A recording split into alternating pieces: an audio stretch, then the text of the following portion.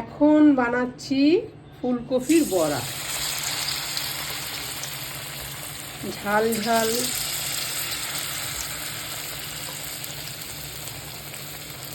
ঝাল ঝাল ফুলকপির বড়া।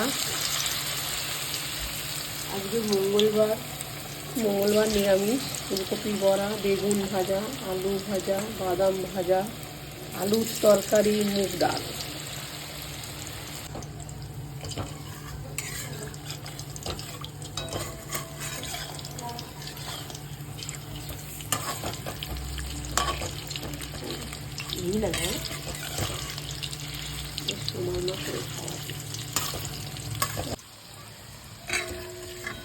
তুমি খাবে না বাবা?